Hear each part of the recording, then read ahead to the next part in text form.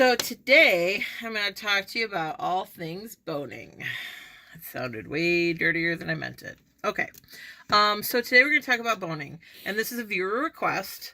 Somebody requested that sorry, I don't remember who asked me this, but somebody was like, hey, can you explain how to sew around metal boning? And yes, I can, and yes, I will. So that is what we are going to cover here. So I've got this fabric cut, and I've got some different kinds of boning that I want to talk about, and we'll talk about this process. So first of all, what is boning? Boning is some kind of stiffening that you put in your garments. And it really depends on your character that you're playing out at festival, like how high class are they? What do you want your garment to look like? How much bending, would your character be able to do throughout the day?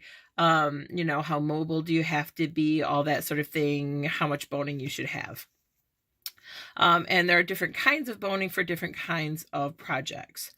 Notice that I do not have here any of the stuff you can get at like Joann Fabrics or any of the hobby and craft stores like Ridgeline or the plastic boning that comes in the fabric casing. Don't buy that stuff. It's just garbage. It's meant for fashion clothing, to just kind of, give the clothing a little bit more body, but it's really just, it's garbage. It's not useful at all for our purposes. If you're doing Renaissance costuming, and you need your garment to hold up out in all kinds of weather and all kinds of conditions, and you want a really good look, that stuff is not going to do it. It's going to break down on you and disappoint you, and it's going to make your life full of hate and tears. So, again, listen to your old friend Sherry, and, you'll want to kind of heed that warning. Sometimes you might see some patterns or some manufacturers of like corsets and things will talk about either spring steel or spiral steel boning, and I wanted to show you the difference between these two. So this is spiral steel boning, and you see this a lot in like Victorian corsets, fetish wear, that sort of thing. It's essentially a spring that is flattened out. And so it's got a little bit of stiffness to it. It returns back to its shape fairly well, but you can see I can pretty easily bend this. I can pretty easily bend this in half, right? And it kind of goes back into shape. It's also flexible this way and will take a shape, right? So it's flexible in a couple of different directions. So this is useful if you're going around the curve of a body. It's useful if you just want to add a little body to a garment. But this is not good. They're trying to recreate what this was invented for. This is trying to recreate the tensile strength and the look of whalebone, which is what was used in Victorian corsets and a little bit before. And we're not trying to make a Victorian corset. We don't need something that is going to bend and shape. We want something that's actually fairly rigid. So this stuff is just, it's too flexible, and it's just not rigid enough for our purposes if we're doing Elizabethan clothing. So cool stuff, kind of fun, not really all that useful for what we're doing. So, and I bought this just for you guys so I could show it to you. So you're welcome, because I have no idea what I'm going to do with these tiny little pieces of spiral steel boning now, but whatever. So, these are the two things that I use a lot of. Now, this is spring steel. Spring steel is just this flat, flexible piece of steel. I buy it in rolls off of Amazon. I'll link to that below. Not affiliate. I'm not getting any money off of this.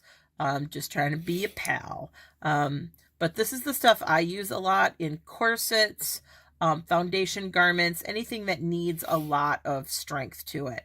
I use this spring steel, and spring steel because it kind of springs back, and it'll hold a little bit of that curve, but it'll pretty much flatten out. It's fighting being in this curve, so it'll pretty much flatten out. You might need a little bit to get it to flatten out. And this will hold its shape pretty well. The downsides to this stuff is over time it will rust. So what I do is I will cut a chunk off I'll cut a length off however much I need. I will then trim the corners. I cut it with my, what are these called? Tin snips. There we go. I'll cut them with my tin snips. I'll kind of round the corners a little bit, sand them down, and then you can seal them with Plasti Dip. So this is like a rubberized coating. You can get this in the painting section at like Home Depot or Menards or anything like that. So you can dip the ends. You can put duct tape on the end of it. There's all kinds of solutions that you can do.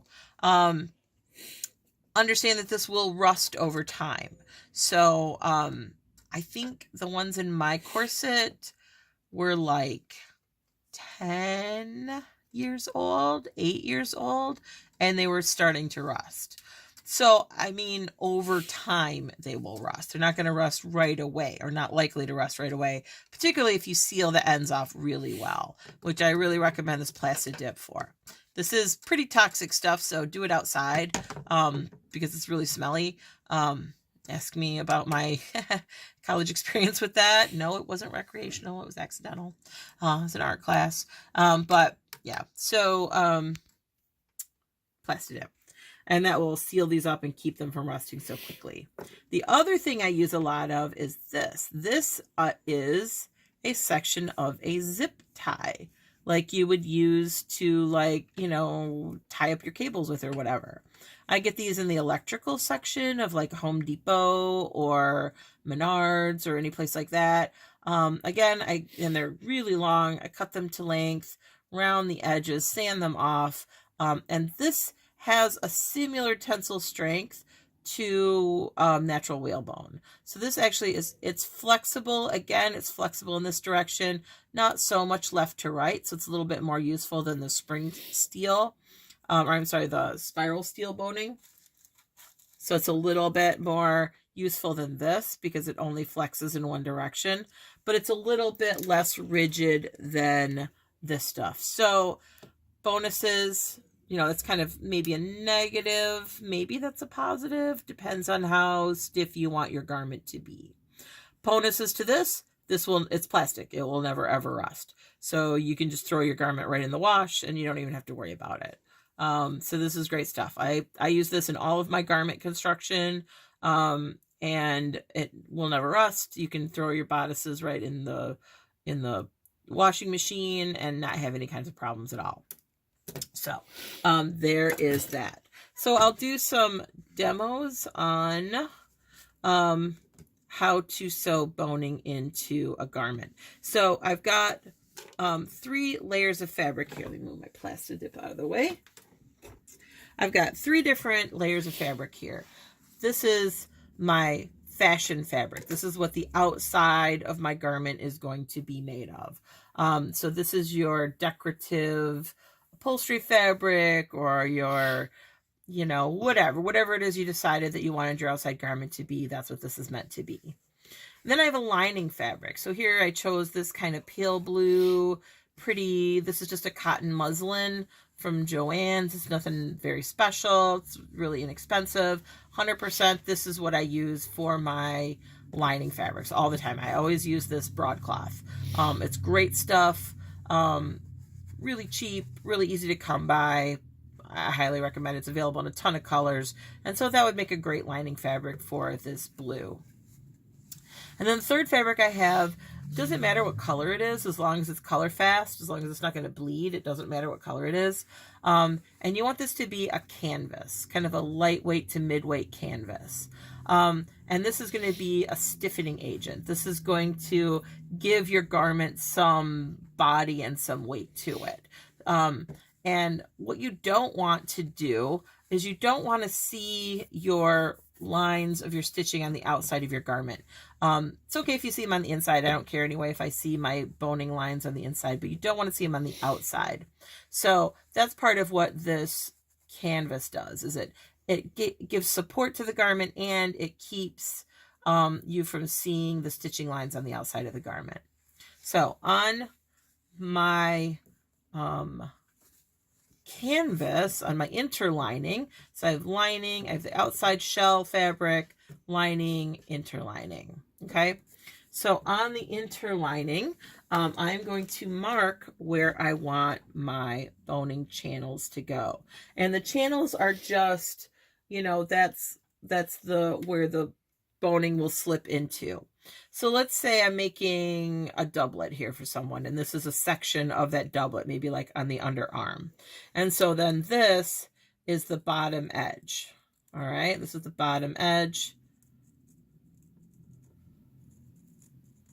So this is like what would go around the waist of the wearer, right? And so then maybe this is like, you know, under the armhole.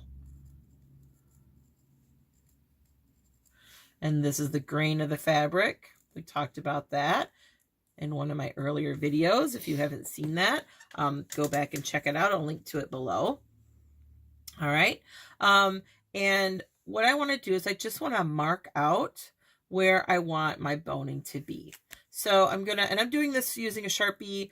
Don't do that, you know, because you don't want this to maybe leak through. I'm just doing that so you can see it. When I'm making this for a client or for myself, when I'm doing this for myself or for a client, usually what I'll use, honestly, is just school chalk. Just regular, everyday school chalk. I always have some laying around. And of course, now I can't find any because I want to show you. But I promise, just, you'll have to take, oh, here's some school chalk. Always have it laying around, right? So this is what because it's like, it will show up on your fabric. You can brush it off. You know, it'll wash away if you make any mistakes. It's just no big deal. I just keep a brush on hand so I'm just throwing things around. So you can just brush it away, right? If you make a mistake, and then you can redraw your lines. No big deal. Just like butter. But I'm going to do this in Sharpie just so you can see it. And so that it will make sense. So I'm just literally going to trace around where I want my boning to be. So I'm going to lift my boning up about a 1/2 inch or so from the bottom edge, because I want to make sure I'm leaving a seam allowance. And then I'm going to draw around my Sharpie. A lot of times I'll use one of my rulers to help me with this, so I make sure that I'm straight. But for the sake of this, I'm going to eyeball it. And I see that I'm, you know, about 1 inch from the top. So I'm just going to draw this straight on up. If I had more fabric up here, then I would leave about a 1/2 inch and then come back down. But I'm pretty close to the top, so I'm just going to leave that open on both ends. So it really depends on, like, where are you putting this boning, right, in the garment. If you have any questions about this, please pose them below.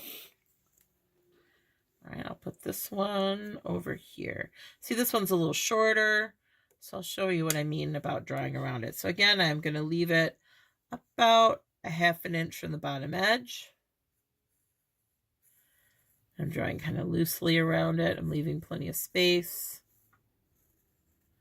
I'm going to draw up about a 1/2 inch. You want room for this to shift. You don't want it so tight in there that it doesn't have any room to kind of move around in. Otherwise, it's going to poke through your fabric. You know, you're going to sit, you're going to bend, and this fabric is going to flex, right? And as you move around in your garment. And so you don't want this so tight in there and so taut that all it can do is break through your fabric. So I might even take that up a little bit higher, just so I've got enough breathing room. I take 1 inch to a 1/2 inch, something like that, above where I think the end of my boning channel will be. Okay, so there are my boning channels. Both of my caps came off. Okay, I'm going to take this to my sewing machine, and I am going to sew that seam. Put all of my toys away so I can do so. Okay, so we will take this one here. I've just got it on a straight stitch. I was starting the needle down position, and I'm just going to sew straight across. Oh, my threads are going to get tangled. Don't get tangled, threads. Don't do that.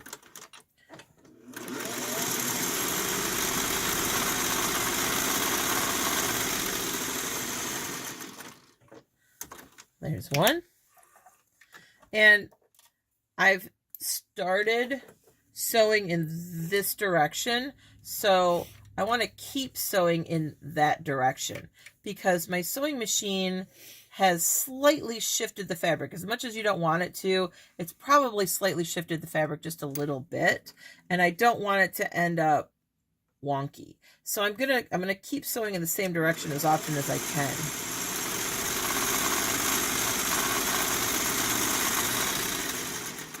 Because this isn't a walking foot machine. And now this one.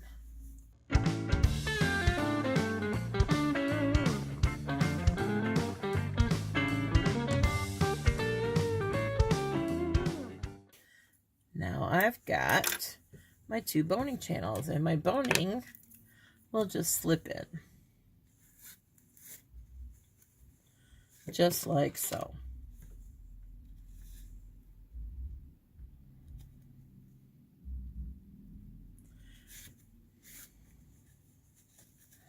Okay, great.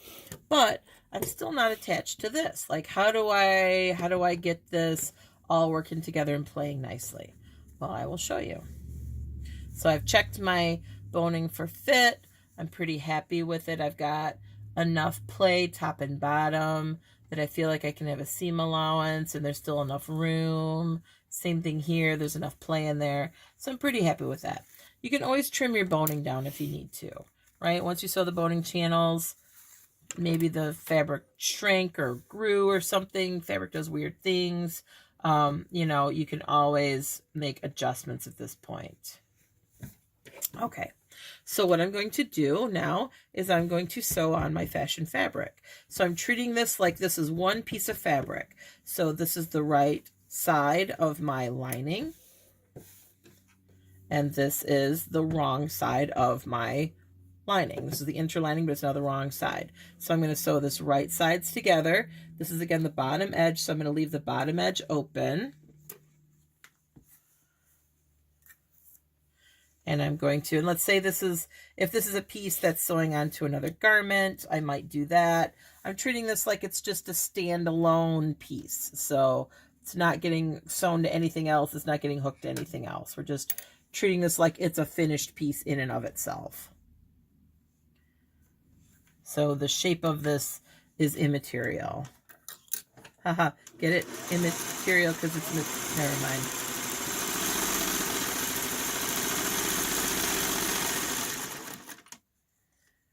Okay.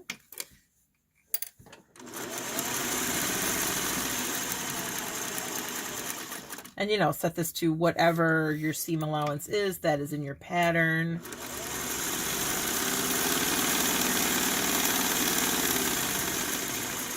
I'm just kind of winging it because this is just for a demo. But you want to make sure that you're being consistent with your seam allowance that you have for your pattern. Okay, so now I've got a lot of bulk in these corners. I need to take care of some of that bulk. So I'm going to clip my corners to kind of get rid of some of that bulk. I'm going to ease this seam allowance down because, again, there's a lot of bulk here. And I'm going to decide on my seam finish at this stage. What kind of seam finish am I going to do? I'm not going to see this. It's on the inside. So you know what? I'm just going to do a quick zigzag. And that will seal up these edges so that they don't fray and this garment doesn't come apart on me. So I'll just do a quick zigzag.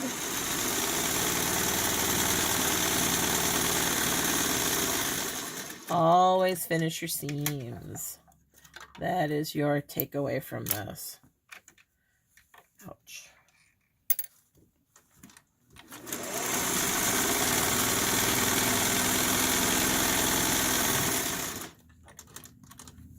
My machine doesn't always like to stop when I tell it to stop. She's a little ornery. Just making sure everything is lined up. And part of I'm trimming this down is to control the thickness. Part of it is so that I know it's all the same length, so that when I zigzag it, I know I'm getting all 3 layers. So then it will all act as one layer. Does that make sense? Does that make sense at all? Those words that just came out of my face. It's Sometimes I say things and I'm like, does that make sense to anybody but me? You ever do that? Okay, trimming all my threads. Make sure you don't leave a bunch of gross threads in there. Now I can turn this inside out with the help of a pokey thing. My pokey thing. You can use a skewer. Don't use scissors. Scissors will poke through. You can use a skewer. This is a pokey thing that actually came with some batting. I bought like a bag of fiberfill I bought way back like in the 90s or something. Thought I was going to make dolls and never did. And then my batting ended up getting used for costuming bits. Make sure you get those corners really good. Corners really good. All right. Now I can put my boning back in to my channels.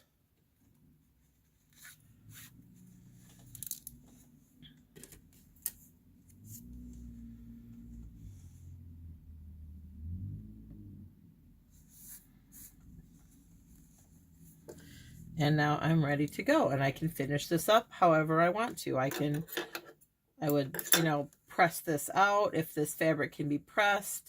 If not, I might just crease it. You can get, this is a point turner for like collars and stuff. I use this a lot. This fabric here has this backing on it, so it can't really be ironed because that backing will melt. So when I have fabric like that that I can't really iron, I'll a lot of times use this, and I'll just kind of, just like it was paper, use it like a bone folder.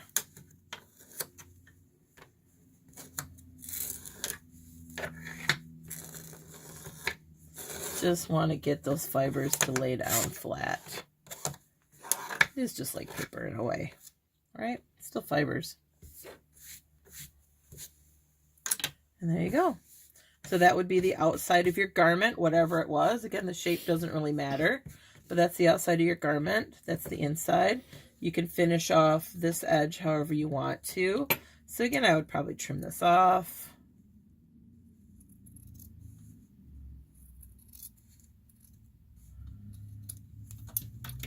You could turn it under. You could put bias tape over it to cover it. Really, however you want to finish that up. As I look around for bias tape, I don't seem to have any. So maybe I'll just turn it under. And in a perfect world, I would hand stitch this. But, I mean, knowing me, I'm probably in a hurry and on a deadline. And just have to like run it under my sewing machine. Of course, I'm trying to do this for the camera, and so it wants to fight me. Right, but just like that, put some pins in it. And you just want to, again, make sure that you have enough room. Like, look how close I'm getting now to that edge. So I'm going to want to probably sew this way so that I can make sure that I'm not catching that with my sewing machine. I'll show you what I mean. Again, it's close enough. If this were actually a garment I was working on, I would probably cut that boning down because we're getting pretty close to the edge there. But you could push that up and stitch it down.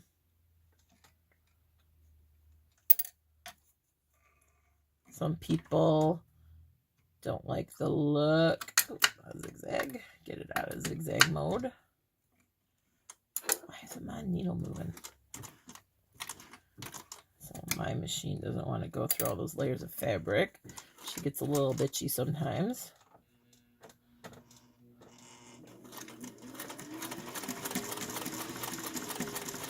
Going slowly so I can control the layers. You can pin this if you want to. We all know Sherry hates pins. Oh, this one I got something. Boom. Just like that. And you have a nice, neat, finished edge. Again, if you didn't want to see the seaming, you could do that by hand and do a whip stitch.